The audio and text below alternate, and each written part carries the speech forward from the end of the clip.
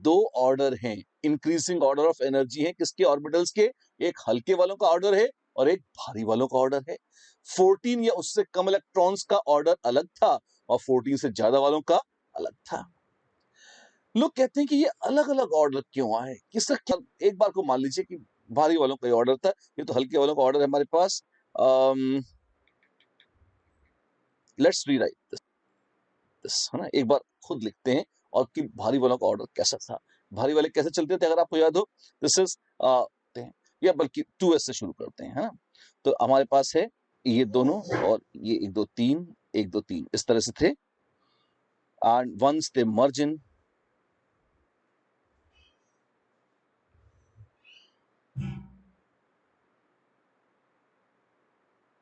क्या कर रहे हैं आप, कुछ नहीं, लेवल्स बनाने की कोशिश कर रहा हूं।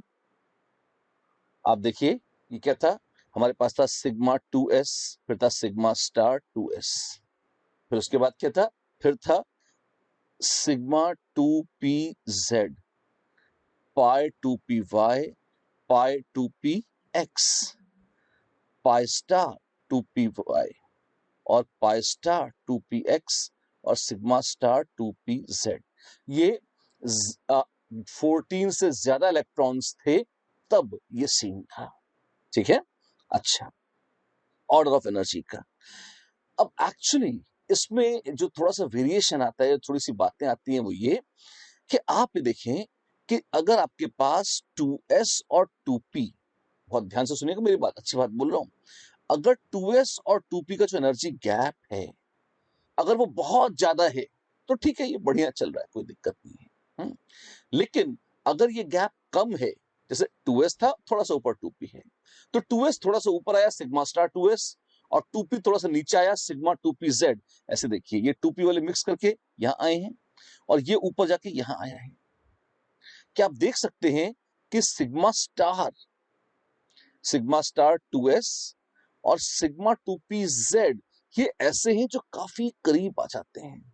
और पता है, अगर ये काफी करीब आ जाते हैं, ये एमोस थी ध्यान रखिएगा, और ये एमोस काफी करीब आ जाती हैं, तो हम एक नए इंटरैक्शन की चर्चा इनके माध्यम से कर सकते हैं। किस कर सकते हैं, कैसे कर सकते हैं, ऐसे। आपको याद होगा हमने कहा था कौन कौन से एटॉमिक ऑर्बिटल कंबाइन करके एमओ बना सकते हैं। शर्त थी कि एनर्जी सेम या नियरली सेम हो, शर्त थी कि एनर्जी सेम या नियरली सेम हो। अब अगर नियरली सेम एनर्जी थी किसकी, एस और पी की, थोड़ी सी ऊपर थी, तो हमने एस एस की मिक्सिंग करी है, पी पी की मिक्सिंग करी है। अरे मेरे भाई, एस और पी और एस ये भी तो आपस में मिक्स हो सकते थे।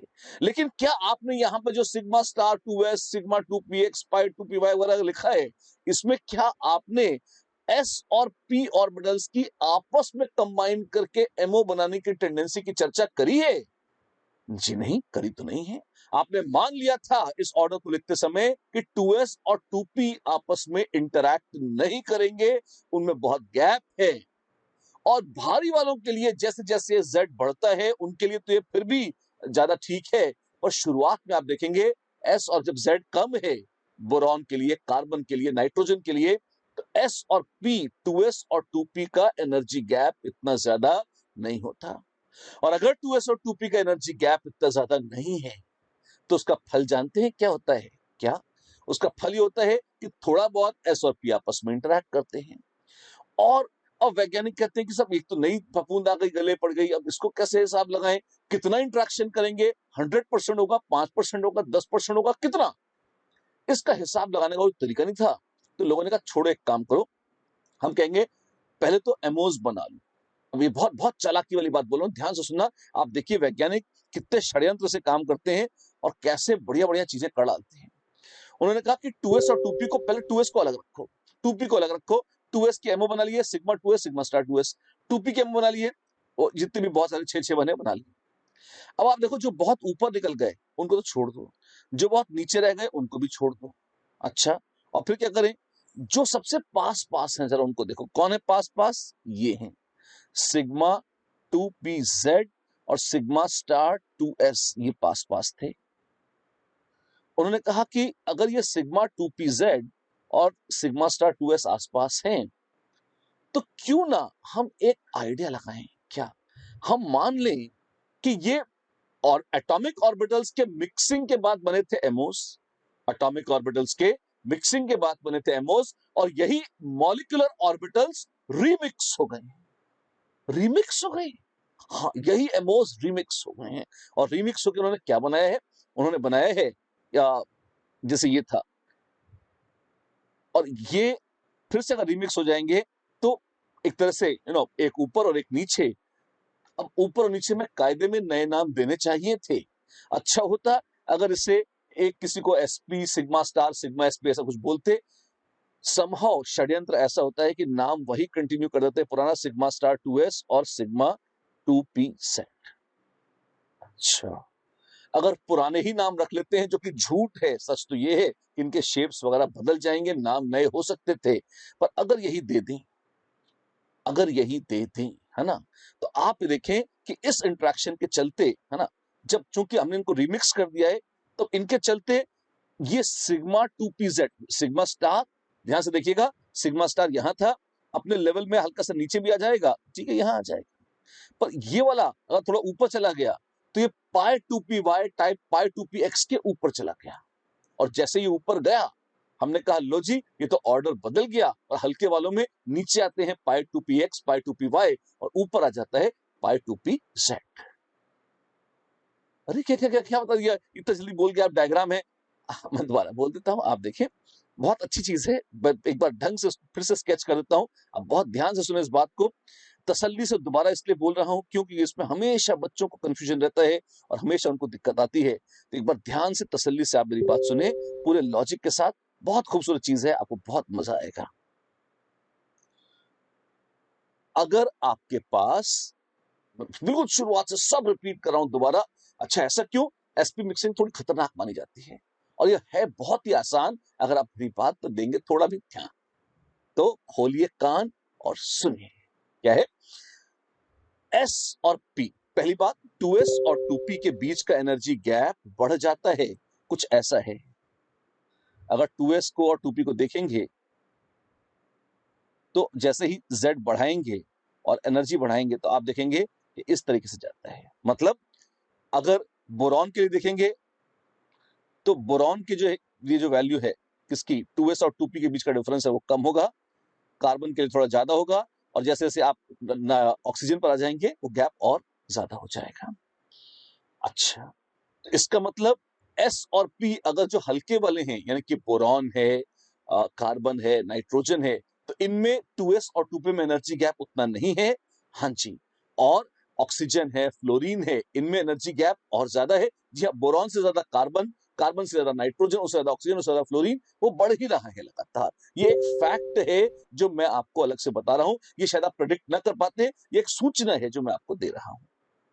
ठीक है, इससे हमें क्या फर्क पड़ता है? बड़ा फर्क पड़ता है। अब एक बार एमो थ्योरी की ओर मुड़िए।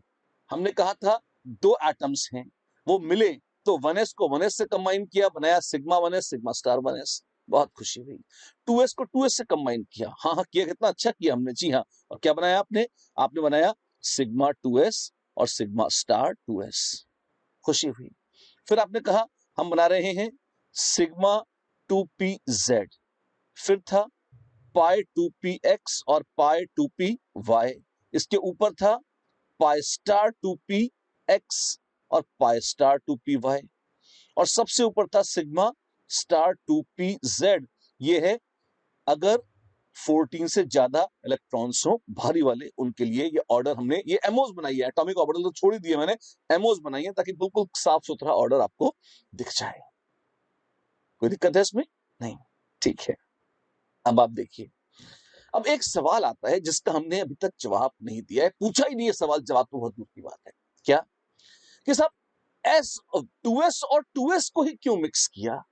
2s और 2p, इसका 2p और इसका 2s, ये भी तो इंटरेक्शन करते, एनर्जी गैप ज्यादा नहीं है। जैसे जैसे गैप बढ़ जाएगा, कहना कम करा इंटरेक्शन, पर जब गैप कम है तब तो इंटरेक्शन करा लेते, हो सकता था। तो वो कहां लिखा है यहां पर? या तो है ही नहीं। हाँ यार, गलती हो गई। तो वैज्ञानिकों ने कहा कोई बात नहीं, अब यार एस और पी में तो हमें बड़ा ट्रबल आएगी, हम कोई फील नहीं आ रही, हम एक काम करते हैं, पहले मान लेते हैं कि कोई एस और पी ऑर्बिटल्स आपस में एमोस नहीं बना रहे, और एक बार एमओस बना ली तो ऑर्डर क्या आया, वो ऑर्डर है जो आपने याद कर रखा है, ठीक है। और फिर हमने उसमें एक चीज और कही, हमने मतलब बड़े लोगों ने, उन्होंने कहा कि भाई ये जो ये 2p और ये 2s का धंधा था, 2s और 2p का था, इनमें आप कह रहे थे कि मिक्सिंग होनी चाहिए, ऐसा होना चाहिए, वैसा होना चाहिए, तो जो 2p की ऑर्बिटल्स बहुत ज्यादा आ गई हैं एनर्जी में, या जो 2s के मिक्सिंग के बाद जो बहुत कम आ गई हैं, जैसे ये तो बहुत कम थी, इसको छोड़ दीजिए, ये जो बहुत ज्यादा है इनको छोड़ दीजिए, लेकिन जो सबसे करीब s और p वाले ऑर्बिटल्स जो सबसे करीब आ रहे हैं वो कौन है, जो सबसे करीब हैं वो हैं ये, कौन से, सिग्मा स्टार 2s और सिग्मा 2pz। तो उन्होंने कहा कि ये जो एमओस बहुत करीब आ गई है एनर्जी में, और ये हमने ये अज्यूम करते हुए मानी है कि एस ने सिर्फ एस से इंट्रैक्शन किया था, पी ने सिर्फ पी से किया था, हाँ जी, लेकिन एस का एक अंश पी के एक अंश से भी इंट्रैक्शन करेगा, हाँ जी। तो अब बजाय इसके कि इसे बहुत कॉम्प्लिकेटेड करें, जो बहुत ज्यादा एनर्जी डिफरेंस है उनको छोड़ दीजिए, एक सिग्मा स्टार 2s भी एस का एक अंश है, सिग्मा 2pz पी का एक अंश है, एस का एक अंश और पी का एक अंश बहुत करीब आ गए हैं।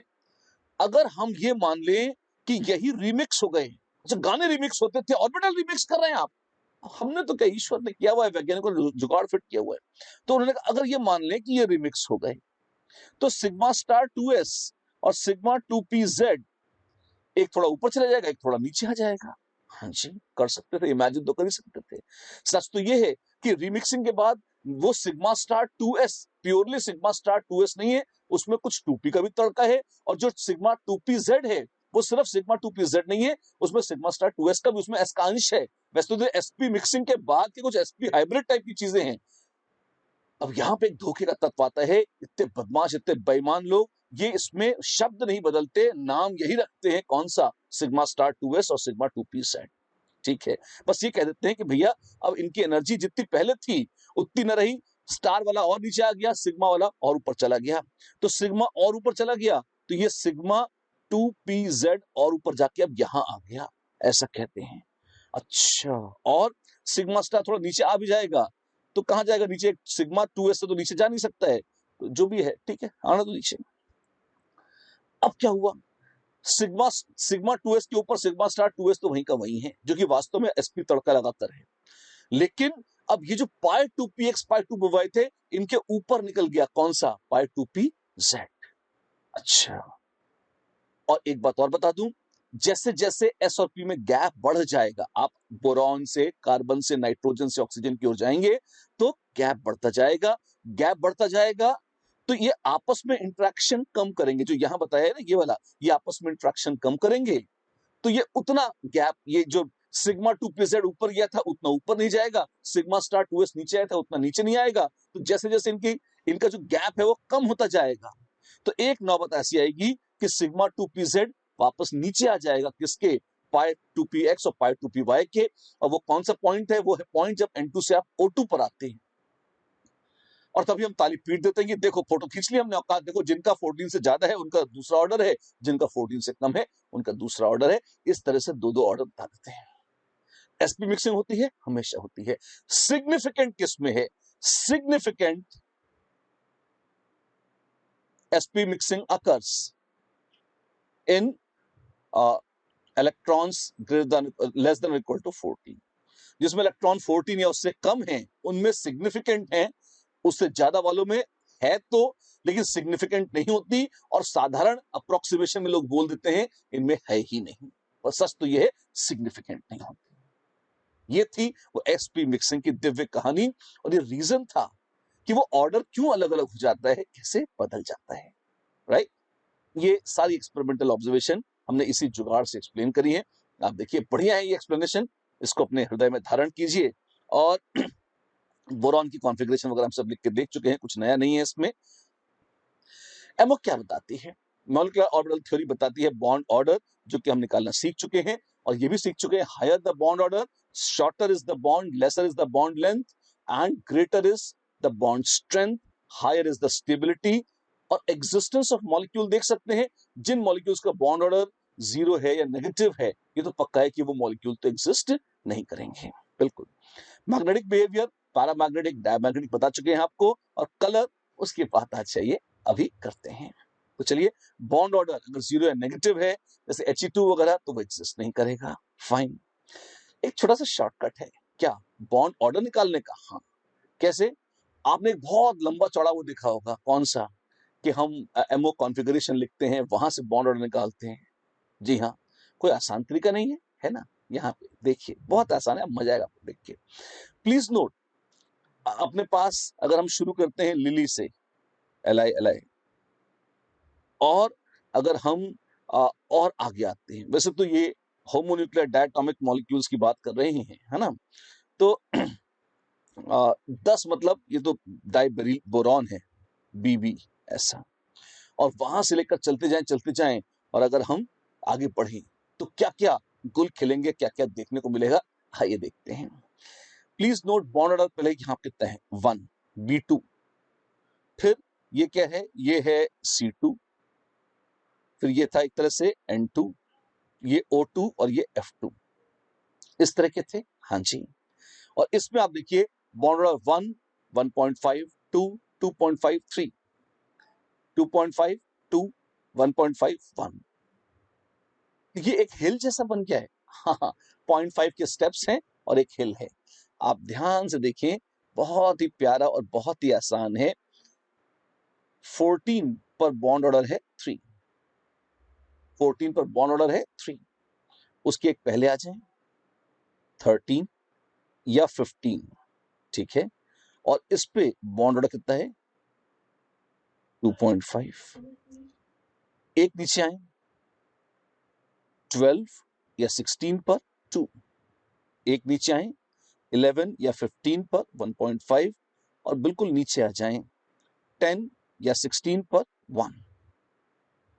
ऐसा आ जाएगा। सॉरी, एक गलती कर दी, सिली मिस्टेक छोटी सी। 14, 15, 16, ये 17 और 18 होगा। जी हाँ, इस तरह से है, ऐसे।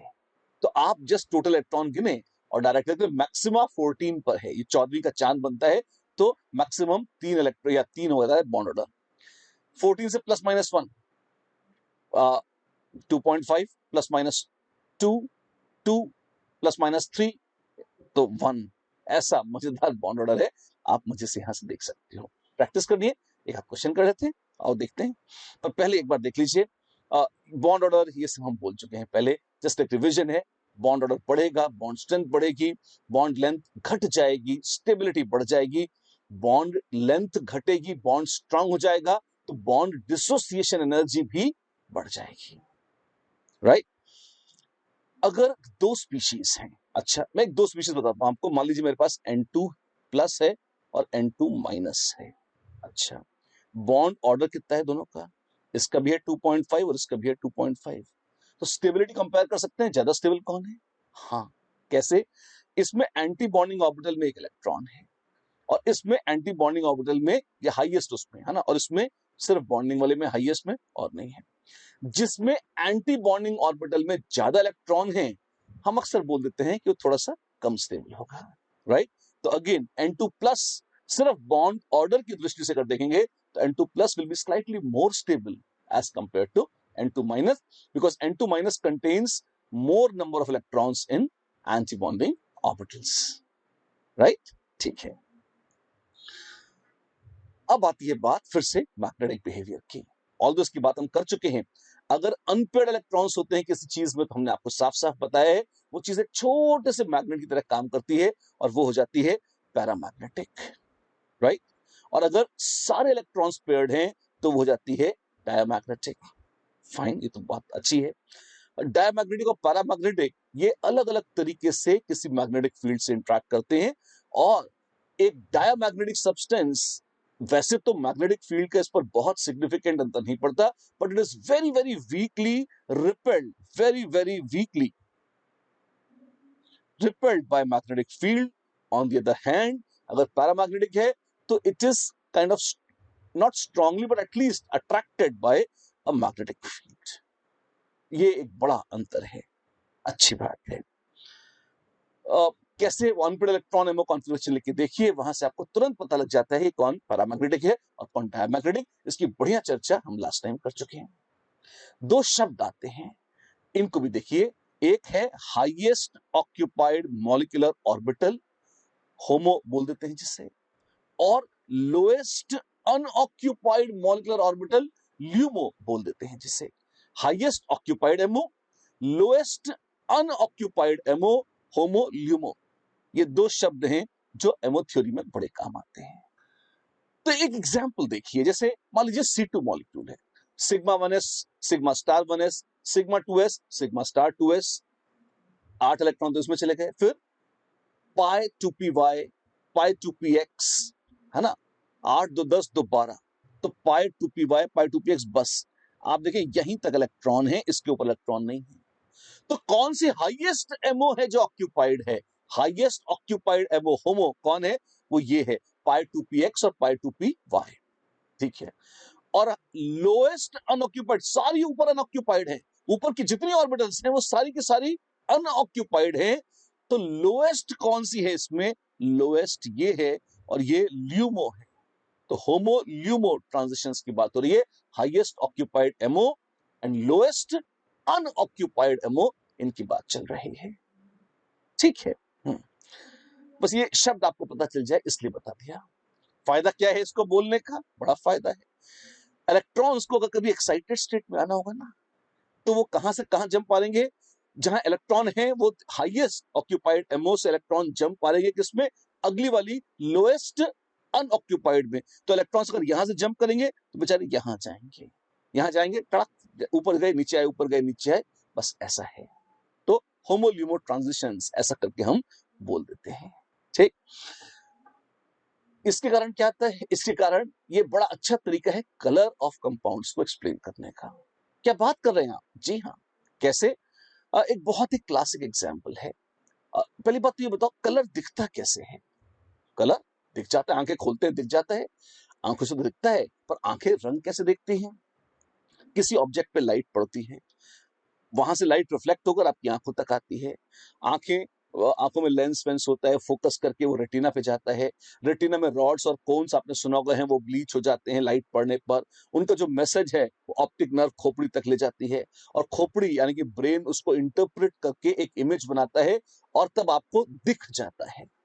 तो जो विजन है, जो मैकेनिज्म है, उसका विजन है, वो इस कारण से है, ब्रेन इंटरप्रेट करता है उस इमेज को जो आंखें आप तक ले गई हैं, ऑप्टिक नर्व आंखों के माध्यम से देखती हुई आप तक ले गई है, ठीक है। तो अब अगर ये चीज इस तरह से ये दृष्टि इस तरह से चलती है इंसानों की, तो आप ही देखिए कि अल्टीमेटली अगर मान लीजिए जैसे सूरज की रोशनी में तो कितने 7 रंग हैं, और मान लीजिए कोई कोई जैसे ये पेन है ना, ये कलर कैसा है? ये ब्लू कलर का है ना। तो ये जो ब्लू कलर है, ये टाई कैसी है? ये ब्लू कलर की है। तो उस पर रोशनी पड़ी, हाँ जी, और रिफ्लेक्ट हुई, बिल्कुल। तो 7 कलर्स थे रोशनी में, जी हाँ। अगर 6 कलर्स एब्जॉर्ब हो गए और सिर्फ ब्लू कलर बचा, और वो रिफ्लेक्ट होकर आपकी आंखों तक आया, तो आपको इस टाई का रंग कैसा दिखेगा? आप कहेंगे जी ब्लू कलर दिख रहा है। अच्छी बात है, ये this is the way colour is seen, ठीक है। तो जो कलर एब्जॉर्ब हो जाता है वो हट गया, और जो शेष रह जाता है वो दिख गया, राइट, ठीक है। एब्जॉर्ब कौन सा कलर होता है? जिसके फोटॉन्स एब्जॉर्ब हो गए। किसके फोटॉन्स एब्जॉर्ब होते हैं? क्यों होते हैं? कोई एक ही तरह का फोटॉन क्यों एब्जॉर्ब होता है, दूसरे तरह का क्यों नहीं होता? इसका उत्तर है इसमें, किसमें? होमोल्यूमो ट्रांजिशंस में। अच्छा, जब लाइट पड़ती है किसी ऑब्जेक्ट पर, हर ऑब्जेक्ट में एटम्स हैं, मॉलिक्यूल्स हैं, एटम्स ने बॉन्ड बनाकर एमोज बनाई हैं, और हर मॉलिक्यूल में हाईएस्ट ऑक्यूपाइड एमओ है और लोएस्ट अनऑक्यूपाइड एमओ भी है। होमो और ल्यूमो तो हर एक में है, हाँ जी।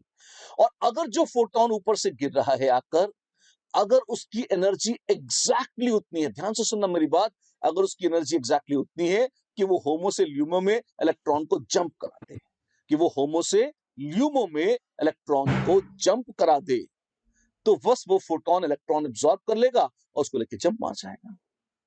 अच्छा, और बचे हुए फोटोन आप तक आ गए, आपने कहा अरे वाह कलर दिख गया। तो यानी कि होमो और ल्यूमो में जितना एनर्जी गैप है, अगर वो विजिबल स्पेक्ट्रम में है तो कोई सेलेक्टिवली कुछ विजिबल फोटॉन्स एब्जॉर्ब हो जाएंगे, जो बच जाएंगे वो आपकी आंखों तक पहुंचेंगे और उसके हिसाब से आपको कलर दिखेगा। राइट, अच्छी बात है। और आप ये देखें, बहुत ही मजेदार चीज है, फ्लोरीन आपको दिखती है पेल येलो। क्यों दिखती है पेल येलो? एक एक कलर व्हील बना के दिखाता हूं आपको, मजेदार चीज है। क्या है ये देखिए, VIBGYOR, जैसे वो आपने वो विबग्योर के कलर सुने थे ना, 7 रंग जो होते हैं। इंडिगो आई को मैंने यहाँ बाउंड्री पे मान लिया है, यहीं पे है, तो 6 टुकड़े करने थे, तो VBGYOR ऐसा है। कोई खास बात है इसमें? हाँ, आपने गणित में वर्टिकली ऑपोजिट एंगल्स सुने होंगे। अच्छा, ऐसे ही वर्टिकली ऑपोजिट कलर्स हैं। ये कलर व्हील बहुत मजेदार है। कई बार तो जो ड्रेस डिजाइनर्स वगैरह हैं या कलाकार हैं या जो पेंटर्स हैं, वो भी इसका यूज करते हैं। कैसे? ये जो ऑपोजिट कलर्स हैं, ये सबसे अच्छे कॉन्ट्रास्ट माने जाते हैं। जैसे येलो का कॉन्ट्रास्ट है वायलेट, रेड का कॉन्ट्रास्ट है ग्रीन, या ऑरेंज का कॉन्ट्रास्ट है ब्लू। अब फैशन इंडस्ट्री का मुझे बहुत ज्ञान नहीं है, लेकिन जिनको ज्ञान है, ऐसा ज्ञानी लोग कहते हैं कि हाँ भाई, ये कॉन्ट्रास्टिंग कलर्स हैं, अच्छे कॉन्ट्रास्ट हैं, तो बढ़िया चलते हैं साथ में, प्लेजेंट लगते हैं। क्या साइंस में कोई रिलेशन है? हाँ, बहुत मजेदार रिलेशन है इनका। क्या रिलेशन? ये है कि अगर अगर लाइट किसी ऑब्जेक्ट पे पड़ी, हाँ जी, और अगर उस ऑब्जेक्ट ने वायलेट एब्जॉर्ब कर लिया, ध्यान से सुनना मेरी बात, अगर उस ऑब्जेक्ट ने वायलेट एब्जॉर्ब कर लिया, अगर उस ऑब्जेक्ट ने वायलेट एब्जॉर्ब कर लिया, तो मुझे जो बचा हुआ रंग है वो दिखाई पड़ेगा उसका वर्टिकली ऑपोजिट, कौन सा? येलो। अच्छा, और अगर येलो एब्जॉर्ब कर लिया तो वायलेट दिखेगा, रेड एब्जॉर्ब हो गया तो ग्रीन दिखेगा, ब्लू एब्जॉर्ब हो गया तो ऑरेंज। अच्छा, लेकिन आपकी तो टाइप ब्लू दिख रही है, हाँ, तो इसका मतलब ये ऑरेंज रंग के फोटॉन्स एब्जॉर्ब कर रही होगी, तो जो बचा हुआ रिफ्लेक्ट होकर आता है वो आपको नेट ब्लू दिखाई पड़ता है। ये ट्रिक है याद रखने की, हाँ ये ट्रिक है, फिलहाल मान सकते हैं, ऐसा है। और ये सही है, बिल्कुल मजेदार, राइट। तो आप ये देखें, जैसे फ्लोरीन गैस है, फ्लोरीन गैस पेल येलो दिखती है, तो येलो का ऑपोजिट क्या है? तो इट एब्जॉर्ब्स वायलेट कलर। अच्छा, और आयोडीन वायलेट दिखती है, तो इट एब्जॉर्ब्स कैसा? Yellow colour.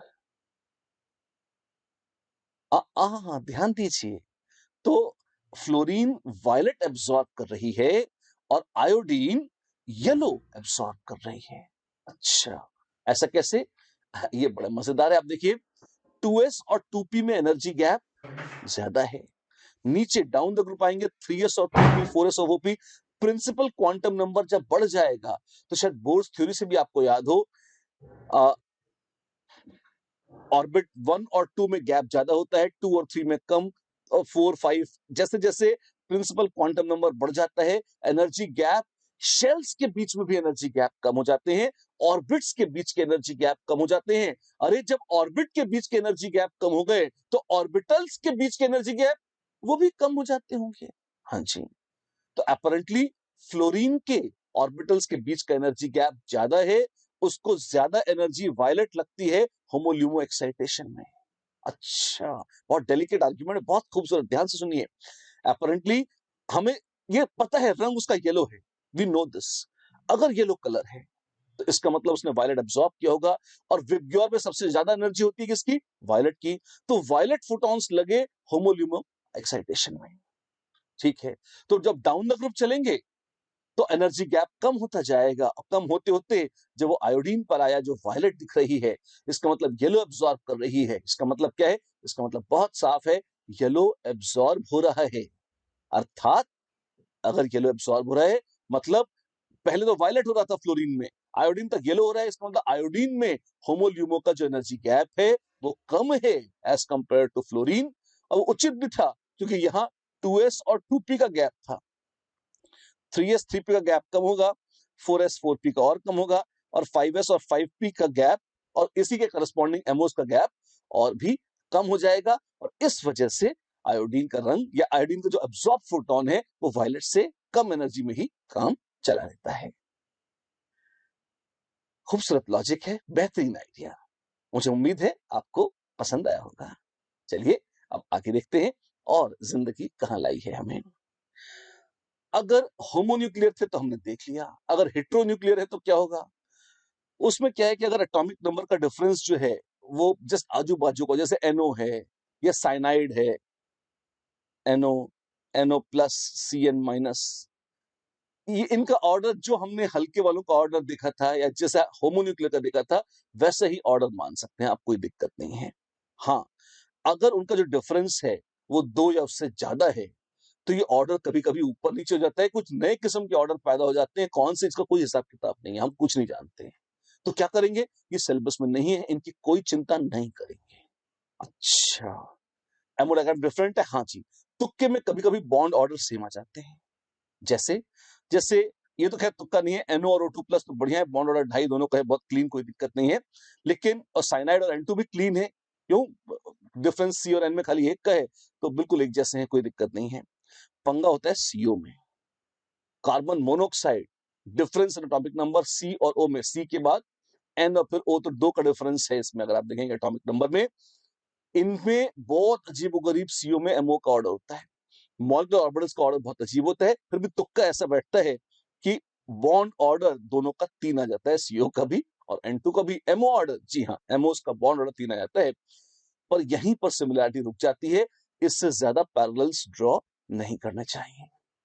ठीक है, तो कोई हेट्रोन्यूक्लियर पूछे, बहुत मिलते जुलते हो तो तुक्का मार सकते हैं, लेकिन भरोसा नहीं रहता, और सिलेबस में सिर्फ होमोन्यूक्लियर है तो आपको उसी को फोकस करना चाहिए। तो बच्चे लोग, ये थी प्यारी सी कहानी, किसकी, मॉलिक्यूलर ऑर्बिटल थ्योरी की। अब क्या है हमारे पास, अब इतनी कथा कहने के बाद आइए अब मौका है, अब करें दूसरे दिल की बात, कुछ मेटल्स के बारे में देखेंगे, मेटलिक बॉन्डिंग की बात करेंगे। And now let's talk about the metallic bond. Metallic bond को हम पहले इंट्रोड्यूस कर चुके हैं, वैसे बहुत ब्रीफली हमने शुरुआत में बिल्कुल फर्स्ट सेशन में थोड़ी सी चर्चा करी थी मेटलिक बॉन्ड की। क्या था उसमें, अगर सिर्फ इलेक्ट्रो पॉजिटिव एटम्स हो, और लाइफ में पॉजिटिव होना बहुत जरूरी है, और ये तो इलेक्ट्रो पॉजिटिव हैं, क्या करते हैं, ये इलेक्ट्रॉन दे देते हैं। एक एटम ने कहा ले लो मेरे इलेक्ट्रॉन, दूसरे का नहीं नहीं मेरे ले लो तुम, है ना।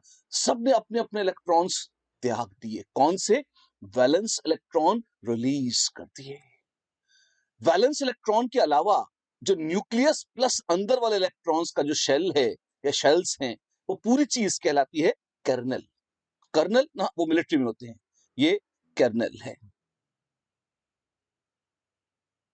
तो अगर इसमें देखें तो ये जो कर्नल्स हैं, इन्होंने अपने इलेक्ट्रॉन्स रिलीज कर दिए हैं, वो इलेक्ट्रॉन्स कहां जाएंगे, कर्नल पर चार्ज प्लस है, इलेक्ट्रॉन्स पर चार्ज माइनस है, ऑपोजिट चार्जेस हैं, तो इलेक्ट्रॉन्स भाग तो नहीं सकते, पर उनको बिल्कुल बांध के भी नहीं रखा हुआ, वो पूरे उस क्रिस्टल में, उस मेटेलिक क्रिस्टल में कहीं भी मूव कर सकते हैं, इधर आ जा सकते हैं। क्या कर्नल्स एज इफ हो गए कि वो कैटायंस बन रहे हैं, ऐसा भी नहीं है। क्यों, एक ने अपने इलेक्ट्रॉन छोड़े, उसके इलेक्ट्रॉन किसी और के पास गए, तो किसी और के इलेक्ट्रॉन उसके पास आ गए, तो it's something like it's a sea of electron model, या इलेक्ट्रॉन गैस है, इलेक्ट्रॉनों का बादल है या समुद्र है, जो भी आप मान लें, और बीच बीच में उसमें kernel tank tank tank tank tank tank इस तरीके से अरेंज्ड हैं। अपनी जगह एटम्स फिक्स्ड हैं, हल्के हल्के वाइब्रेट करते रहते हैं, जैसा कि सॉलिड स्टेट में करते हैं, और इस तरह से हम मेटलिक बॉन्डिंग की कल्पना करते हैं। क्या ये कंप्लीट ट्रांसफर ऑफ इलेक्ट्रॉन है from one atom to the other, जी नहीं, इलेक्ट्रॉन्स को लावारिस उनके हाल पे छोड़ दिया गया है, किसी दूसरे को नहीं दिया गया है, जैसा आयनिक में होता था। ये कोवलेंट बॉन्ड की तरह शेयरिंग है, नहीं, ये तो एक नया ही टाइप है जिसमें इलेक्ट्रॉन्स को उनके हाल पर छोड़ दिया गया है, जाओ और जी लो अपनी जिंदगी, तो जी रहे हैं, इधर उधर नाच रहे हैं, कूद रहे हैं, घूम रहे हैं, एक एटम दूसरा एटम तीसरा एटम चौथा एटम, लाखों करोड़ों एटम पे डोल सकते हैं वो, and it's beautiful kind of a concept which is called a metallic bond, right. तो ये जो सी ऑफ इलेक्ट्रॉन मॉडल है, इसकी हमने चर्चा पहले भी करी है आपसे। एक और थ्योरी है बैंड थ्योरी, जो इससे एक स्टेप थोड़ा सा आगे है, उसकी थ्योरी की हम बात करेंगे, पर एक बार just let's revise our electron sea model. Kernels की हम बात कर चुके हैं, और लगभग इस तरह का विजुअलाइजेशन है जैसा आप देख सकते हैं। अलग कर्नल्स हैं जो आपको येलो कलर के दिख रहे हैं और वो छोटे छोटे बाउंस इलेक्ट्रॉन्स उधर नाच रहे हैं और इलेक्ट्रोस्टैटिक अट्रैक्शन के कारण एक दूसरे से जुड़े हुए हैं। इस मॉडल की मेरिट्स क्या है? इस मॉडल की मेरिट्स हैं कि कई चीजें एक्सप्लेन करता है। जैसे स्ट्रेंथ ऑफ मेटलिक बॉन्डिंग अगर आपको नापनी हो तो क्या हम बोल सकते हैं? जी हाँ। कैसे? एक एटम कितने इलेक्ट्रॉन्स कंट्रीब्यूट करता है मेटलिक बॉन्डिंग में, ये डिसाइड करेगा कि स्ट्रेंथ ऑफ मेटलिक बॉन्डिंग कैसी है। अगर एक एटम ज्यादा इलेक्ट्रॉन कंट्रीब्यूट करेगा तो ऑब्वियस सी बात है strength of metallic bonding of course बढ़ जाएगी। अच्छा, और मेटलिक बॉन्ड की स्ट्रेंथ, मेटलिक बॉन्ड की स्ट्रेंथ डेफिनेटली इस पे डिपेंड करती है। सबसे इंपॉर्टेंट फैक्टर था नंबर ऑफ वैलेंस इलेक्ट्रॉन्स। जैसे अगर अल्कली मेटल है सोडियम, उसके बाजू में है मैग्नीशियम और फर्दर बाजू में है एल्यूमिनियम। सोडियम 1 इलेक्ट्रॉन देता है, मैग्नीशियम 2 और एल्यूमिनियम 3, क्योंकि उनके पास इतने ही वैलेंस इलेक्ट्रॉन्स हैं। तो अगर आप मेल्टिंग पॉइंट्स देखेंगे तो सोडियम से ज्यादा है मैग्नीशियम का, मैग्नीशियम से ज्यादा है एल्यूमिनियम का। क्यों? मेटलिक बॉन्ड की स्ट्रेंथ बढ़ती जा रही है, मेल्टिंग पॉइंट्स भी बढ़ते जा रहे हैं, क्योंकि number of electrons contributed per atom in metallic bonding becomes higher. अच्छा, ये ट्रेंड कहीं और भी देख सकते हैं। हाँ, क्यों नहीं? एस या पी की बजाय सबसे अमीर वैलेंस इलेक्ट्रॉन में कौन से हैं? डी ब्लॉक वाले एलिमेंट। उनमें NH2 तो इलेक्ट्रॉन है ही, N-1 डी कुछ कुछ मतलब डी तो 1 से लेकर D10 तक होता है। हाँ जी। तो जैसे जैसे number of unpaired electrons in d subshell बढ़ जाएगा, शब्दों पे ध्यान दें विशेष, number of unpaired electrons in d subshell जैसे जैसे बढ़ जाएगा, वो सारे के सारे मेटलिक बॉन्डिंग में पार्टिसिपेट कर सकते हैं, मेटलिक बॉन्डिंग अच्छी हो जाएगी। बड़ी खूबसूरत बात है। हम कह सकते हैं कि मेल्टिंग पॉइंट भी ज्यादा हो जाएंगे, और चूंकि डी में तो बहुत सारे इलेक्ट्रॉन्स हो सकते हैं, तो वो सबके सब अगर मेटलिक बॉन्डिंग में आ गए तो मेटलिक बॉन्ड काफी अच्छा हो जाएगा। हाँ, तो एस और पी के मुकाबले डी ब्लॉक का जो मेटल है उसके आमतौर पर मेल्टिंग पॉइंट ज्यादा भी होते हैं।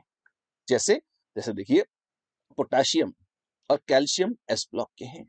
फिर स्कैंडियम आ जाता है, स्कैंडियम, टाइटेनियम, वेनेडियम।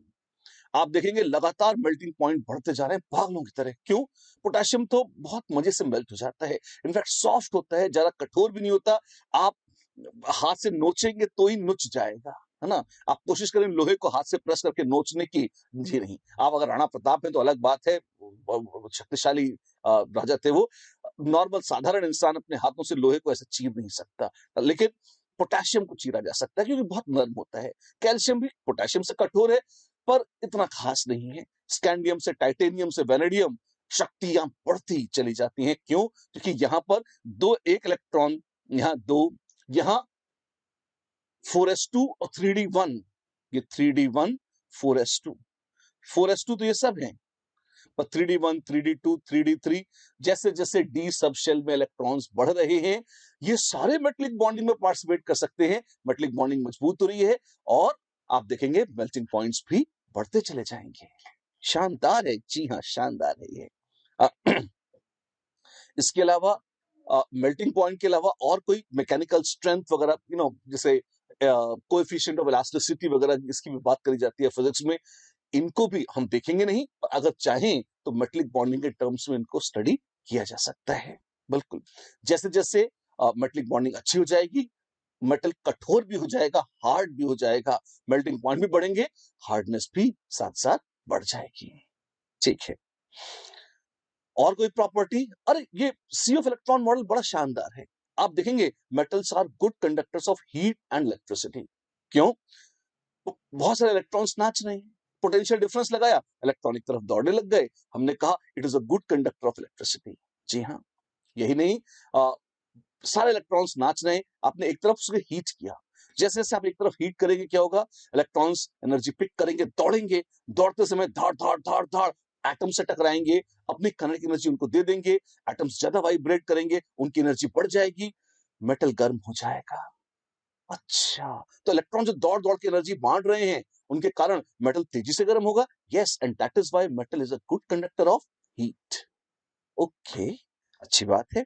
फिर मेटलिक लस्टर आती है, मेटल्स में चमक होती है। हाँ जी, सोना, चांदी, च्यवनप्राश, च्यवनप्राश नहीं, सॉरी, सोना है, चांदी है, कॉपर है, प्लैटिनम है, सब देखिए, ये they actually they have a luster. Even ताजा लोहा ले लेंगे आप, ताजा मतलब जो फिर जंग नहीं लगा है, फ्रेशली कट आयरन अगर आप देखेंगे इट शाइन्स।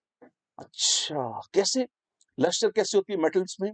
इस वजह से होती है कि उस पर लाइट गिरी। हाँ जी, और जब लाइट गिरती है, आपको फोटोइलेक्ट्रिक इफेक्ट याद है? हाँ जी, अगर थ्रेशोल्ड एनर्जी से ज्यादा एनर्जी है तो उस फोटोन को एब्सॉर्ब करके इलेक्ट्रॉन खुद ही भाग जाते हैं।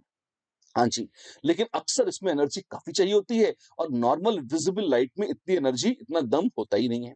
तो क्या होता है, लाइट गिरती है, इलेक्ट्रॉन्स वो फोटोन एब्सॉर्ब करते हैं, एक्साइटेड स्टेट में आते हैं, लेकिन बाहर निकलने का दम है नहीं, तो वापस धड़ाम से गिर जाते हैं। जब वापस गिरते हैं तो उन्हीं फोटॉन्स को छोड़ देते हैं, और जो फोटोन एब्सॉर्ब हुए थे वही छूट गए, लौट गए, रिफ्लेक्ट करते हैं लाइट। लोग कहते हैं अरे वाह, मेटलिक लस्टर आ गया। ठीक है, तो ये मेटलिक लस्टर का भी सोर्स है वो यही फ्री मोबाइल इलेक्ट्रॉन्स, जो डीलोकलाइज इलेक्ट्रॉन्स हैं, यही कारण है किसका, मेटल्स की मेटालिक लस्टर का भी। राइट, ठीक है।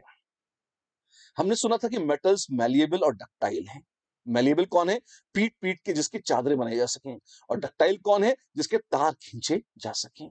तो क्या ये मैलिएबिलिटी और डक्टिलिटी हम एक्सप्लेन कर सकते हैं? हाँ, कैसे? आप देखिए, कोयले का टुकड़ा है और हथौड़ा मारा, जो हमसे टकराएगा चूर चूर कर जाएगा। मतलब आप देखिए, कोयला चूर चूर हो गया, क्यों? वो मैलिएबल नहीं है। मेटल्स को आप पीटेंगे, आप देखिए वो चपटा होता जा रहा है। क्यों, कैसे चपटा हो गया? अब यहां पर मेटलिक बॉन्डिंग की खूबसूरती आप देखिए। आप इस डायग्राम में देखिए, ये मेटल की लेयर है और हर हथौड़े जो पड़ रहे हैं उनके साथ नीचे वाली लेयर फैलती है और बीच में गैप्स क्रिएट होते हैं, और जो ऊपर कर्नल्स हैं वो उन गैप्स में घुस जाते हैं। फिर जैसे जैसे हथौड़े पड़ते जा रहे हैं, वो खसकते जा रहे हैं, ऊपर वाले नीचे आते जा रहे हैं, एंड इट्स ओके। कर्नल्स का आपस में रिपल्शन रहेगा, पर सी ऑफ इलेक्ट्रॉन्स तो सब तरफ है। इलेक्ट्रॉन्स के कारण जो अट्रैक्शन है वो वैसे ही रहेगा, and that is the reason, क्योंकि मेटलिक बॉन्ड ब्रेक नहीं हुआ है। मेटलिक बॉन्ड का कारण था कर्नल्स और मोबाइल जो फ्री इलेक्ट्रॉन्स हैं उनके बीच का अट्रैक्शन, और वो हमेशा कायम है, वो किसी पॉइंट पर टूट नहीं रहा है, किसी पॉइंट पर भंग नहीं हो रहा है। इस वजह से मेटल्स को कितना भी पीटो, मेटलिक बॉन्ड टूट नहीं रहा है, and that is why metals are malleable and ductile. तार खींचो, पीट के पतला कर दो, एक ही बात है, आप डिफॉर्म कर रहे हो, शेप चेंज कर रहे हो, but that changing of shape does not break the metallic bond. जो बात नोट करने वाली है वो ये है। ठीक है, अच्छी बात है। तो ये एक पर्सपेक्टिव था उसको देखने का। एक और फैशनेबल पर्सपेक्टिव है, कौन सा? Band theory. तो हम बैंड बजाने वाले हैं, हाँ हाँ बिल्कुल, बैंड बाजा बारात। आइए शुरू करते हैं। ये क्या है? बड़ी खूबसूरत थ्योरी है और बड़े स्टाइल से एक अलग अदा से बात करती है मेटलिक बॉन्डिंग की। कैसे? आपको मजा आएगा, सुनिए। एक मेटल, सॉलिड मेटल का एक क्रिस्टल ले लो, कोई टुकड़ा ले लो मेटल का, कितने एटम्स हैं उसमें? 2 4 5, अरे क्या बात करते हो, एक सुई की नोक में भी करोड़ों इंटू करोड़ों एटम बैठ जाते हैं। अच्छा, तो एक टुकड़ा ले लोगे तो उसमें तो बहुत बहुत बहुत बहुत ही सारे एटम्स हैं। एग्जैक्टली, और हर एटम के पास एटॉमिक ऑर्बिटल है। हाँ, हर एटम के पास एटॉमिक ऑर्बिटल्स हैं। तो जैसे मान लो, एक बार एक छोटा सा काम शुरू करते हैं। 2 सोडियम के एटम लेते हैं और मानते हैं कि वो कंबाइन कर गए। 3s और 3s कंबाइन करेंगे, क्या बनाएंगे? सिग्मा 3s और sigma star 3s। Sigma 3s और सिग्मा स्टार 3s। ठीक है, और 2 ही इलेक्ट्रॉन्स थे। जी हाँ, तो क्या होगा, वो सिग्मा 3s में चले जाएंगे, सिग्मा स्टार खाली छूट जाएगा। ठीक है, इसमें तो कोई दिक्कत नहीं है। आपको याद होगा हमने एल आई बनाया था, लिली जैसे ही नाना भी है, बन सकता है, कोई बात नहीं है। इतना तो हमने पढ़ा है एमो थ्योरी में। अब थोड़ा उधर चलते हैं जो हमने अभी तक नहीं पढ़ा है। कौन सा? मान लो 3 एटम है सोडियम के। ओ माय गॉड, तब क्या होगा? 3 एटॉमिक ऑर्बिटल्स कंबाइन करेंगी तो हम कहते हैं 3 ही एमओज बनेंगी, एक बॉन्डिंग, एक एंटी बॉन्डिंग। अब जो तीसरी है उसको बॉन्डिंग या एंटी बॉन्डिंग क्या करें, तो एक नया टाइप प्रकट हो जाता है, नॉन बॉन्डिंग। ओह, ये भी हो सकता है, हाँ हो सकता है, कोई शर्म की बात नहीं है इसमें। और 4 हुए तो डिवाइड हो जाएंगे, कैसे? 2 ऊपर वाले एंटी बॉन्डिंग और 2 नीचे वाले बॉन्डिंग, ऐसा कर लेंगे। आप देखिए, ऑर्बिटल्स तो अपने पास 4 हैं, पर उसमें से 2 ही फिल्ड होंगे बॉन्डिंग वाले। एंटी बॉन्डिंग वालों को तो जरूरत ही नहीं है, वो खाली भी रह जाएंगे क्योंकि इतने इलेक्ट्रॉन्स ही नहीं है। ठीक है, सॉरी। अब आप देखो, एक एक करके जब हम बढ़ाते गए, बॉन्डिंग एंटी बॉन्डिंग, 2 ग्रुप्स बनते जा रहे हैं। Do you see that? उसी तरह से अगर हमारे पास ढेर सारे सोडियम के एटम्स हैं, n सोडियम एटम्स है, जहां n could be a large number, तो डू यू सी कि n/2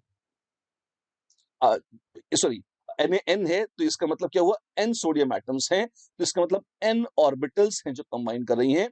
तो n/2 ऐसी होंगी जो बॉन्डिंग बनाएंगी और n/2 ऐसी होंगी जो एंटी बॉन्डिंग बना देंगी। और एक एक इलेक्ट्रॉन ही था, तो n/2 जो है ये तो फुल्ली फिल्ड हो जाएंगी इलेक्ट्रॉन से, और n/2 जो एंटी बॉन्डिंग थी वो खाली रह जाएंगी। ठीक है, यहां तक भी ठीक है। अच्छा, एक बात और बता दूं, आपको वार्न कर दूं, एक एटम यहां है तो दूसरा यहां, तीसरा वो धीरे धीरे दूर भी होते जा रहे हैं। जैसे जैसे एटम बढ़ रहे हैं, आप देखोगे वो दोनों दिशाओं में जा रहे हैं। तो एग्जैक्टली जो पहले का दूसरे से इंटरेक्शन है, पहले का तीसरे से और पहले का चौथे से और पहले का 100वें से उतना इंटरेक्शन नहीं होगा। तो प्लीज नोट, अगर ऐसा है तो आजू बाजू का इंटरेक्शन ज्यादा है, इसका थोड़ा कम, इसका थोड़ा कम, इसका और जैसे जैसे दूरियां बढ़ती जाएंगे इंटरेक्शन कम होता जाएगा। ये एक कॉम्बिनेशन है। फिर दूसरे का सारे रैंडम परम्यूटेशन कॉम्बिनेशन देखोगे तो बहुत सारे बन जाएंगे अगर कंबाइन कर रहे हो आप तो। कहने का मतलब ये है कि अगर आपके पास 4 एटम्स हैं और 4 एटम्स में आपके 2 बॉन्डिंग एमोज बने हैं, तो पहले का इंटरेक्शन दूसरे, तीसरे और चौथे से क्योंकि एक जैसा नहीं है, तो जो बॉन्डिंग एमोज बने हैं दोनों, वो दोनों एकदम एक लेवल पर नहीं है, हल्के से ऊपर नीचे होंगे। और जो एंटी बॉन्डिंग है वो भी एकदम एक लेवल पर नहीं है, हल्के से ऊपर नीचे हो सकते हैं। अच्छा, दोबारा बोलो एक बार, दोबारा बोलता हूं, आप इसको देखो। अगर 4 एटम्स हैं, ठीक है, तो 4 में अगर बीच वाले 2 हैं, ठीक है, तो इनका तो बॉन्डिंग एंटी बॉन्डिंग 2 का हमने बना लिया, तो एक बॉन्डिंग एक एंटी बॉन्डिंग, कोई झगड़ा ही नहीं है।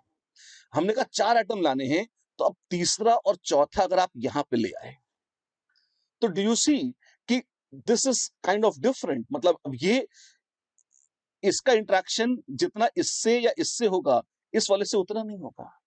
ठीक है, तो there are 2 types of interactions. कौन सा? एक तो जस्ट आजू बाजू वाले का, और एक थोड़ा दूर वाले का। आप देख सकते हैं, ऑल्दो बीच में एक की बजाय 2 छोड़ के आप you can imagine it in multiple ways, है ना। अच्छा, कोई ये भी कह सकता है कि हम इसको ऐसे भी रख सकते थे 4 को। हाँ जी, तो एक इंटरेक्शन हो सकता था इधर इधर का, और एक हो सकता था डायगोनल वाले का, कुछ भी, व्हाटएवर, है ना।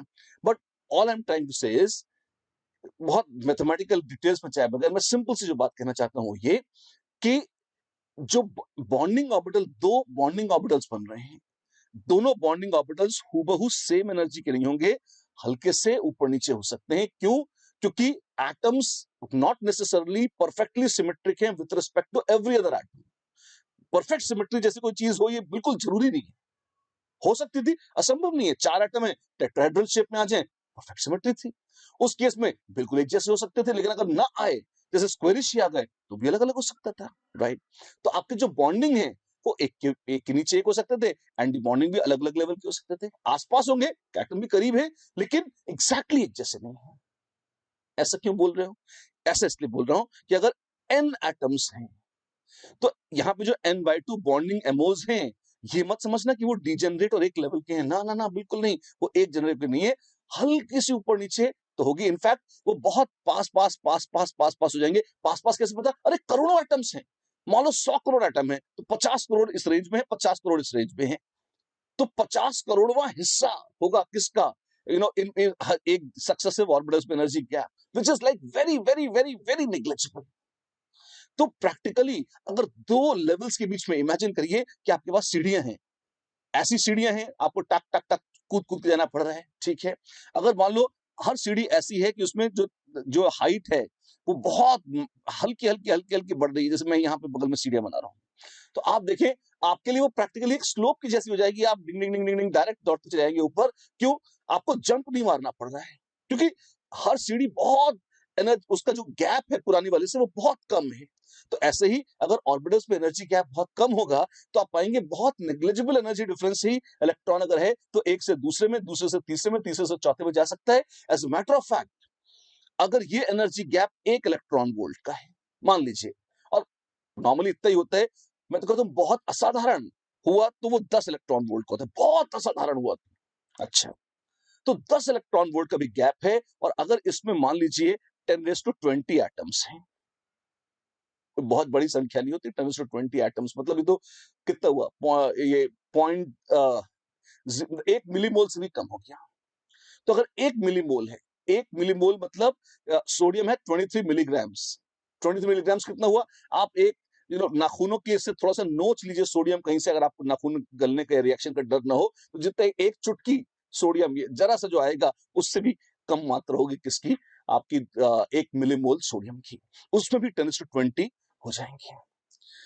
तो इस 10 इलेक्ट्रॉन वोल्ट के जो गैप है, जो कि मैक्सिमम है, आमतौर पे 1-2 इलेक्ट्रॉन वोल्ट का गैप हो, ऐसा नहीं होता है ना, उसके भी आप 10⁻20 हिस्से करोगे तो इसका मतलब 10⁻19 इलेक्ट्रॉन वोल्ट का एनर्जी गैप है दो लेवल्स के बीच में। इलेक्ट्रॉन्स की खुद की काइनेटिक एनर्जी कितनी होती है? अगर आप हाफ mv² या जो भी है उनकी वजह से निकालें, तो आप देखेंगे उनकी खुद की काइनेटिक एनर्जी इतनी ज्यादा होती है कि वो लगभग सारे लेवल्स को मजे से क्रॉस करके कहीं भी घूम सकते हैं। अच्छा, तो इसका मतलब क्या हुआ? इसका मतलब जो इलेक्ट्रॉन्स कहने को अलग-अलग, एक लेवल 1 में था, दूसरा लेवल 2, 3, 4, 5, फिर एक यहां से लेकर 50 करोड़ तक के लेवल में इलेक्ट्रॉन्स थे। लेकिन चूंकि लेवल्स में एनर्जी इतनी कम है कि वो कहीं भी डोल सकते हैं, कोई फर्क नहीं पड़ता। इसको ऐसे इमेजिन करो कि जैसे मान लो अगर हर गैप जो था ये एक-एक फ्लोर, ये 5 फ्लोर्स का था। आपने एक ऐसी भयानक सीढ़ी बनाई कि एक सीढ़ी का एक स्टेप 5 फ्लोर का, दूसरा स्टेप 5 फ्लोर का, तीसरा स्टेप 5 फ्लोर का, ऐसे था। और खरगोश छोड़ दिए यहाँ पे। तो क्या खरगोश कूद कर यहाँ पे जा सकते हैं? नहीं जा सकते। तो उनके लिए वो अटक गए, वो इसी लेवल में फंस गए। लेकिन आपने यहाँ पे छोड़ दिए तो वो आराम से भागते हुए ऊपर जा सकते हैं। क्यों? हर एक लेवल में गैप इतना कम है और खरगोशों के पास खुद की एनर्जी इतनी ज्यादा है कि मजे से कूदते हुए जा सकते हैं, उन्हें एक्स्ट्रा कुछ नहीं करना। वैसे ही अगर इलेक्ट्रॉन्स आपके पास हैं तो आपको एक्स्ट्रा कुछ नहीं करना। इलेक्ट्रॉन्स अपनी ही खुद की काइनेटिक एनर्जी के दम पर यहां से यहां, यहां से यहां, यहां यहां सब जगह डोल सकते हैं। उनकी खुद की एनर्जी इतनी है। अच्छा, अगर ऐसा है तो it is something like electrons इस पूरे बैंड में घूम सकते हैं, वो पूरा यहां पर डिलोकलाइज हो गए। अच्छा, तो वो किसी एक ऑर्बिटल तक सीमित नहीं है, वो पूरे क्रिस्टल में घूम सकते हैं। और ये वैसे ही पिक्चर आती है जैसे कि सी ऑफ इलेक्ट्रॉन मॉडल की हमने कहा था। तो लाखों करोड़ों अरबों खरबों खरबों ऑर्बिटल्स हैं, और वो अगर कंबाइन कर जाती हैं तो वो एक बना देती हैं बैंड। तो बैंड क्या है? बैंड एक कलेक्शन है बहुत क्लोजली स्पेस्ड ऑर्बिटल का, जिसमें नेग्लिजिबल एनर्जी डिफरेंस हो। ऐसी बहुत सारी बड़ी संख्या में अगर ऑर्बिटल्स को जोड़ दिया जाए तो एक रेंज ऑफ एनर्जी आती है, जिसमें जैसे मैंने बताया कि 1 से 5 इलेक्ट्रॉन वोल्ट मान लीजिए एनर्जी गैप है, उसके बीच में आपके पास 10⁻20 ऑर्बिटल्स हैं, 10⁻23 ऑर्बिटल्स हैं मान लीजिए। तो प्रैक्टिकली नेग्लिजिबल एनर्जी गैप है दो अलग अलग लेवल्स के बीच में। तो इनका पूरा जो कलेक्शन है वो कहलाता है एक बैंड। और ये सारे के सारे इलेक्ट्रॉन जो है ये पूरे बैंड में प्रैक्टिकली कहीं भी आने जाने के लिए स्वतंत्र होते हैं, कहीं भी नाच सकते हैं, कूद सकते हैं, जा सकते हैं। राइट? अच्छी बात है। इस तरह से बनता है बैंड, है ना? तो जैसे इसको हमने कहा एस ऑर्बिटल से बना है, तो हमने कहा ये एस बैंड है। ठीक है, ये हाफ फिल्ड है। क्यों? क्योंकि आप इसमें देखो, जो n/2 बॉन्डिंग थी उसमें इलेक्ट्रॉन्स भर गए थे, और जो n/2 एंटी बॉन्डिंग है उसमें इतने इलेक्ट्रॉन सोडियम में थे ही नहीं कि उसमें आ पाए। ठीक है, अब आप देखो, मजे की बात है, ये तो था s ऑर्बिटल्स के कॉम्बिनेशन से जो कि हाफ फिल्ड थी। p ऑर्बिटल्स भी है सोडियम में, अरे वो तो एम्प्टी है, कोई बात नहीं, पर जोड़ के उनका भी एक बैंड तो बन जाएगा। अच्छा, ठीक है, तो ये तो वो है जिसमें वो रहते हैं, जैसे आप अपने अपने घरों में रहते हैं। लेकिन अगर आपको कहीं जाना होता है तो सड़क पे चलते हैं ना, आसमान में उड़ते हैं। ऑफ कोर्स आप आसमान में नहीं उड़ सकते, लेकिन मतलब वो घर में ही, अपने ही घर में चलना शुरू करके आप ऑफिस तो नहीं पहुंच जाते अनलेस आपका ऑफिस आपके घर में ही हो। नॉर्मल सर्कमस्टांसेस की बात कर रहा हूँ, आपको स्कूल जाना है, कॉलेज जाना है, कहीं किसी दूसरी जगह जाना है, तो अपने घर से निकलेंगे तब जाके कहीं और जाएंगे ना, है ना? तो कोई एक रास्ता चाहिए, रोड चाहिए ट्रैवल करने के लिए। तो वैसे ही एक तो वो बैंड है जिसमें वो खुद हैं, जिसको हम कहते हैं वैलेंस बैंड। वैलेंस ऑर्बिटल्स जिसमें इलेक्ट्रॉन है, एक तरह से हाईएस्ट ऑक्यूपाइड एमोज या एटॉमिक ऑर्बिटल्स हैं, उनको कंबाइन करके जो बनता है वो है वैलेंस बैंड। अच्छा, और ये ऊपर एक कंडक्शन बैंड या पी बैंड लिख रखा है। पी बैंड तो समझ में आता है, पी ऑर्बिटल से कंबाइन करके बना दिया आपने। कंडक्शन क्यों बोला है उनको, वो भी बताता हूं। अब आप ये देखिए कि आ, अगर इलेक्ट्रॉन्स यहीं पर हैं तो ठीक है, यहां तो उनकी जिंदगी बीत रही है, मजे से वो हैं, नो इश्यूज। अगर ये सारी इलेक्ट्रॉन क्लाउड या इलेक्ट्रॉन गैस जो यहाँ पर है, जो घूम रही है, यहाँ पे जा रही है, डू यू सी कि ये अगर यहां से यहां यहां यहां यहां इनमें एनर्जी गैप बहुत कम है, तो इसमें और ऊपर वाले में भी एनर्जी गैप कोई बहुत ज्यादा नहीं है। अच्छा, पर ऊपर तो एंटी बॉन्डिंग था। हाँ, इलेक्ट्रॉन चले जाएंगे तो वो बॉन्ड को वीक कर देंगे। हाँ, पर एक्साइटेड स्टेट में थोड़े बहुत जंप मार के जा तो सकते हैं। अच्छा, बॉन्डिंग थोड़ी वीक हो जाएगी तो हो जाए।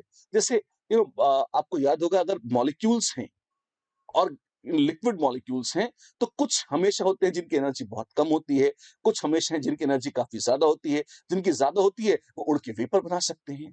वैसे ही एग्जैक्टली वैसा तो नहीं है, ये चार्ज पार्टिकल्स हैं, पर नंदलेस अगर आप इलेक्ट्रॉन गैस के रूप में इमेजिन करें, तो जो कुछ बहुत हाई एनर्जी के इलेक्ट्रॉन्स हैं वो कूद कर हमेशा आ सकते हैं किसमें, एंटी बॉन्डिंग वाले जोन में। और यही नहीं, ये जो एम्प्टी कंडक्ट एक पी बैंड है, खाली बैंड है, ये यहां पर भी जा सकते हैं। फायदा क्या है, एंटी बॉन्डिंग सिग्मा स्टार था, बॉन्डिंग वीक हो रही थी, अगर वो पी वाले उसमें चले जाएंगे तो बॉन्डिंग वीक भी नहीं करनी, वो तो एस को उससे कूद कर कहां गए, पी में। ऐसे हैं, तो यहां पर बगैर बॉन्ड वीक करे वो रह सकते हैं। हाँ जी, और एक्साइटेड स्टेट में जा सकते हैं, बिल्कुल। और जिनकी एनर्जी ज्यादा है वो तो थोड़े बहुत तो जाएंगे ही, बिल्कुल। और जब वो जाएंगे तो वो आप कह सकते हैं, इसका एक नाम अलग से दे दिया जाता है, लोग इसे प्यार से कहते हैं कंडक्शन बैंड। क्यों? अगर उसमें इलेक्ट्रॉन्स हैं तो घूम फिर रहे हैं, मजे से खुश हो रहे हैं और इलेक्ट्रिसिटी कंडक्ट कर सकते हैं, तो सो कॉल्ड कंडक्शन बैंड इसे कहा जाता है। अच्छी बात है। एक चीज और खुशी की बात यह है कि जो वैलेंस बैंड है, मतलब जो ऑक्यूपाइड था, जिसमें इलेक्ट्रॉन थे, और जो कंडक्शन बैंड जिसमें जो एक तरह से होमोलिमो ट्रांजिशंस हैं, हाईएस्ट ऑक्यूपाइड एमओ जो वैलेंस बॉन्ड बना रही है, और लोएस्ट अनऑक्यूपाइड एमओस जो कंडक्शन बैंड बना रही है कलेक्शन करके, ये उस तरह का मामला है। इलेक्ट्रॉन्स को अगर इधर से उधर जाना है तो वो कंडक्शन बैंड में जाकर पूरी इधर उधर का चक्कर काट सकते हैं एक्साइटेड स्टेट में। बिल्कुल। एक कंसेप्ट आता है जिसे बैंड गैप कहते हैं। क्या?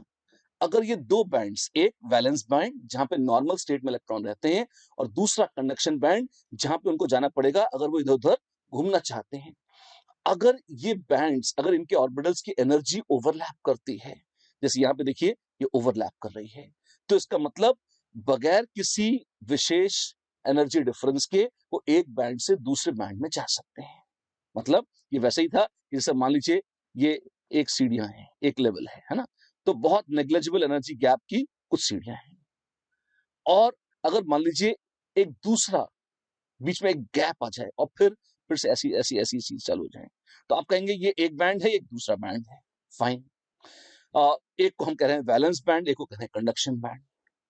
और अगर कुछ ऐसा हो जाए कि जो एक बैंड है, जब ये खत्म हो रहा है उसके पहले ही जो दूसरा बैंड है वो चालू हो जाए, तो एक बैंड से दूसरे बैंड में स्मूथली जा सकते हैं, और इसमें कोई अलग से एफर्ट नहीं लगेगा, पता ही नहीं चलेगा कब एक से दूसरे में चले गए।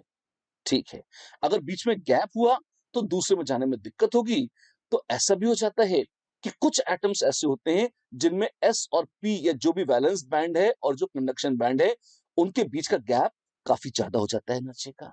अगर वो ओवरलैप नहीं करते, एनर्जी का गैप ज्यादा होता है, तो इलेक्ट्रॉनों को जबरदस्ती जंप कराना पड़ता है, जो कि कठिन होता है। और फिर ऐसी चीजें बहुत आराम से इलेक्ट्रिसिटी कंडक्ट नहीं करती, they are known as insulators. अच्छा, और अगर यही एनर्जी गैप कम हो जाए, न के बराबर हो जाए, या इनफैक्ट ओवरलैप कर जाए, इसका मतलब बैंड गैप है ही नहीं, तो बहुत मजे से इलेक्ट्रॉन ट्रैवल कर सकते हैं, और ये हो जाते हैं गुड कंडक्टर्स ऑफ इलेक्ट्रिसिटी। तो energy difference between valence band और कंडक्शन बैंड, जो डिफरेंस है वो कहलाता है एनर्जी गैप या बैंड गैप। सॉरी। और अगर कोई एनर्जी गैप न हो तो दे आर गुड कंडक्टर्स। अगर बहुत स्मॉल एनर्जी गैप है तो सेमीकंडक्टर्स, और अगर लार्ज एनर्जी गैप है then they are called insulator. Usually 6 electron volt या इससे ज्यादा का गैप हुआ तो हम बोल देते हैं इंसुलेटर्स हैं। 1.5 से 6 के आसपास लगभग सेमीकंडक्टर्स रहते हैं, पर ये बहुत एकदम रिजिड नहीं है, एक रफ रेंज है, एक रफ वैल्यू जो कोट कर रहा हूं आपको वो है। राइट। एक चीज और, अगर टेम्परेचर बढ़ाएंगे तो क्या होगा? जैसे जैसे बढ़ाएंगे टेम्परेचर, थर्मल वाइब्रेशंस बढ़ जाते हैं। जैसे जैसे थर्मल वाइब्रेशंस बढ़ जाते हैं, बैंड गैप बढ़ जाता है। अच्छा, और बैंड गैप बढ़ने से क्या होता है, आप पाते हैं कि इलेक्ट्रिकल उतने मजे से अब इलेक्ट्रिसिटी कंडक्ट नहीं कर सकता। क्यों? बैंड गैप बढ़ गया तो रेजिस्टेंस बढ़ गई, तो कंडक्टेंस कम हो जाती है, रेजिस्टेंस बढ़ जाती है, राइट। अब अलग अलग का अलग अलग हिसाब है ना। एक बात और भी है, टेम्परेचर बढ़ाएंगे तो इलेक्ट्रॉन्स की काइनेटिक एनर्जी बढ़ेगी, तो वो कूद भी जाते हैं बैंड गैप के क्रॉस बड़े आराम से। तो इलेक्ट्रॉन्स की कूदने की क्षमता बढ़ी तो सेमीकंडक्टर्स की तो कंडक्टिविटी बढ़ जाती है। लेकिन अगर इलेक्ट्रॉन्स के कूदने की क्षमता कुछ बढ़ी है पर बैंड गैप अगर उससे भी ज्यादा बढ़ गया, जैसा कि इंसुलेटर्स में होता है या जैसे कि मेटल्स में होता है, तब हम पाते हैं कि वहां पर मेटल्स के केस में रेजिस्टेंस बढ़ जाएगी, राइट। ठीक है। और इंसुलेटर्स में क्या होगा? उनमें तो ना कभी कुछ था ना कभी है, तो पहले भी इंसुलेटर थे और हीट करने के बाद भी इंसुलेटर ही है। फाइन। तो ये थी कहानी बच्चों किसकी? बैंड थ्योरी की। बहुत ही इजी है, एक लाइन में समराइज करना चाहूं तो एटम्स की वैलेंस ऑर्बिटल्स, बहुत सारी वैलेंस ऑर्बिटल्स इकट्ठी होती हैं तो वो बनाती हैं कंबाइन करके बहुत सारी एमओस, और वो एमओस इतने क्लोजली स्पेस्ड होती हैं एनर्जी में कि हम कहते हैं कि वो एक बैंड बन गया है। दो तरह के बैंड हैं, वैलेंस बैंड वो जिसमें इलेक्ट्रॉन रहते हैं और उनके जस्ट ऊपर वाला, और ये एक तरह से हाईएस्ट ऑक्यूपाइड एमओस का कलेक्शन था, और ल्यूमोस का जो कलेक्शन था वो आपका एक तरह से कहलाता है कंडक्शन बैंड। वैलेंस बैंड और कंडक्शन बैंड अगर ओवरलैप करते हैं तो इलेक्ट्रॉन यहां से यहां मजे से जा सकते हैं और they become good conductors of electricity. अगर थोड़ा सा गैप है तो सेमीकंडक्टर्स हैं, और लार्ज गैप है तो इलेक्ट्रॉन नहीं जा पाते, and then the substance becomes an insulator. ये थी समरी किसकी? पूरी बैंड थ्योरी की। ये उतना ही है जितना फिलहाल आपको जानना जरूरी है। बॉन्ड थ्योरी बहुत दिलचस्प है, बहुत मजे से बहुत विस्तार से इसमें बातें हो सकती हैं, but this is not the place और नहीं हमारा सिलेबस उसकी इजाजत देता है। इतना पर्याप्त है। कुछ क्वेश्चंस हो जाए before we say bye bye to each other, तो चलिए। Which of the following statements is are correct for band theory of metallic bond? A option, valence valence band is empty और half filled in metal. Valence bond empty रहता है क्या? नहीं, valence bond में तो electron रहते हैं, अगर वो एम्प्टी होगा तो वैलेंस बॉन्ड है ही नहीं, तो ये तो ऑप्शन गलत है। B, conduction band is empty और half filled in the metal. Conduction band empty तो हो ही सकता है, हाफ फिल्ड असंभव तो नहीं है, लेकिन हाँ, it's not a popular choice but yes it's quite possible. तो या in the energy gap between the conductors between the conduction and the valence bond is very large in non-conductors. ठीक है, ये तो होता ही है, अभी बात दिखाई था। And last, overlapping of conduction and valence bands occurs in semiconductors. जी नहीं, it occurs in proper conductors, not semiconductors. So this is the wrong option. Correct answers are B and C. एक और है, how many of the following properties are correct regarding metallic bonding? A, metallic bond is non-directional nature. सच है। metallic bond is a weaker bond. किससे weaker है? कोई nonsensical statement है, तुलना भी नहीं है, और वैसे भी आयनिक कोवलेंट मेटलिक तीनों ही अपने अपने राइट में अच्छे बॉन्ड्स हैं। Metallic lustre is due to delocalised mobile electrons. Yes, that is true. The conductivity of metal decreases with increasing temperature. ये तो हम जानते हैं, फिजिक्स से भी रेजिस्टेंस बढ़ जाती है अगर टेम्परेचर बढ़ाते हैं। यस, तो 3 of these are correct regarding metallic bond. How many पूछा था? आंसर है 3। नहीं, और भी हैं, सॉरी, पिछले से थी आगे और देखिए बहुत सारे हैं। The metallic bonding in alkaline earth metals is stronger as compared to alkali metals due to smaller size of kernel and greater number of valence electrons. ठीक है, अल्कलाइन अर्थ में 2 इलेक्ट्रॉन आते हैं तो ऑब्वियसली अच्छा हो जाएगा। Fine. Greater the number of unpaired electrons, stronger is the metallic bonding usually. Yes, पर ये हमेशा नहीं है, ऐसे रूल के तौर पर नहीं बोल सकते। क्यों? जैसे NS1 और NS2। NS1 था अल्कली मेटल्स में, NS2 है किसमें? अल्कलाइन अर्थ मेटल्स में। तो आप देखें, ये डी ब्लॉक के लिए सच था। NS2 is better than NS1। NS2 में अनपेयर्ड नहीं पेयर्ड हैं, तब भी मेटलिक बॉन्डिंग ज्यादा अच्छी है। तो ये डी ब्लॉक के संदर्भ में अच्छा स्टेटमेंट था, ये इन जनरल अच्छा स्टेटमेंट है, ऐसा नहीं कह सकते। तो this is false. Stronger the metallic bonding, greater is the melting and boiling point. Yeah, that is true. तो ये भी सच है। तो इसमें 2 स्टेटमेंट सच हैं। पहले 3 और 2 थे, तो 3 + 2 कितना? टोटल 5 स्टेटमेंट्स हैं जो सही हैं। वी होप कि अगले पेज पे और स्टेटमेंट्स नहीं होंगे, but yes, 5 is the answer for this question. And the final question for the day, consider the following 6 changes. NO से NO+. Oh my God, ये 6 चेंजेस दिए हैं जो भी हैं ईश्वर जाने, और बोला है calculate c cube minus b square minus a, गजब, where a, b and c are total number of transformations in which the magnetic property changes, okay, bond order increases and bond order decreases respectively. ठीक है, तो हम ये देखते हैं कि magnetic property changes, इसका मतलब क्या हुआ, डायमैग्नेटिक से पैरामैग्नेटिक या पैरामैग्नेटिक से डायमैग्नेटिक, कोई बना या नहीं बना। फिर बॉन्ड ऑर्डर इंक्रीजेस या बॉन्ड ऑर्डर डिक्रीजेस, ऐसे 3 केस हमें बताए गए हैं। आइए देखते हैं क्या है। मजेदार क्वेश्चन है, इसमें एक ऑप्शन में चेंज करूंगा, क्यों बता दूंगा, पहले से चेंज कर लो, अदरवाइज आप दुख पाएंगे। जो ऑप्शन है CO से CO प्लस, ये रेयर एक्सेप्शन है, इसे क्वेश्चन में नहीं, मैं अलग से बता दूंगा आपको, पर इसको यहां से हटाइए, इसको हम रख लेते हैं कैसे, इसकी बजाय मान लीजिए लेते हैं हम N2 से N2 प्लस, वो ज्यादा अच्छा रहेगा। ठीक, एक एक करके करते हैं। NO से NO प्लस, NO कैसा है, NO में इलेक्ट्रॉन्स कितने हैं 15, 15 से 14, तो बॉन्ड ऑर्डर 2.5 से 3 हो जाएगा, तो बॉन्ड ऑर्डर इंक्रीजेस, जी हाँ 1 में इट इंक्रीजेस, तो ये 1 यहां तो आएगा नहीं, और पैरामैग्नेटिक था अब डायमैग्नेटिक हो जाएगा, जी हाँ, तो yes magnetic property also changes. एक अनपेड इलेक्ट्रॉन था वो हटा लिया, किसमें, sigma star sorry pi star 2p या पाई स्टार 2px में था, उसको हटा लिया हमने। O2 माइनस से O2 2 माइनस, जी हाँ O2 माइनस पैरामैग्नेटिक है और O2 2 माइनस डायमैग्नेटिक है, तो यस इसमें भी परिवर्तन आएगा। बॉन्ड ऑर्डर 1.5 से 1 हो गया, इट डिक्रीजेस, यस 2 भी हो गया। थर्ड में O2 से O2 प्लस, O2 में 2 अनपेड इलेक्ट्रॉन थे, O2 प्लस में 1 है, पैरामैग्नेटिक था और है, चेंज नहीं हुआ मैग्नेटिज्म। बॉन्ड ऑर्डर 2 से 2.5 हो गया, बॉन्ड ऑर्डर बढ़ गया है थर्ड में।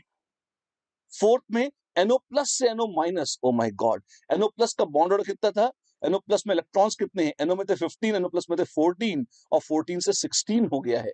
अच्छा, तो 14 का मतलब बॉन्ड ऑर्डर 3 था, और 3 से बॉन्ड ऑर्डर 2 हो गया है, तो बॉन्ड ऑर्डर डिक्रीजेस, फोर्थ में बॉन्ड ऑर्डर डिक्रीजेस, ठीक है।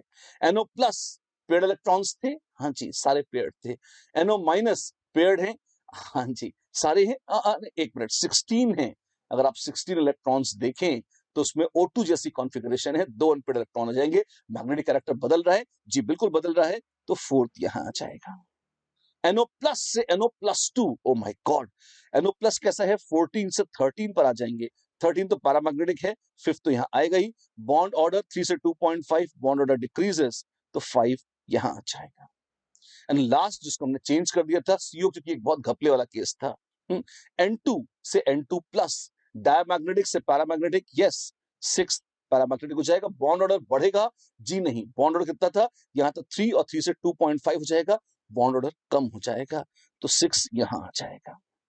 तो हमारे पास कितना है, हमारे पास A is 1 2 3 4 5, A is 5, B is 2 and C is 4, C cube, my god, तो 4 cube that is 64 minus B square 2 square minus 4 minus A 5, 55, our answer looks like 55। चलते चलते आपके मन में होगा कि CO से CO प्लस चेंज क्यों कर दिया, ये बहुत रेयर और यूजलेस एक्सेप्शन है, जो पॉपुलर तो काफी है लेकिन काम नहीं आता, सिर्फ बच्चों को आतंकित करने और उनको दुखी करने के काम में आता है।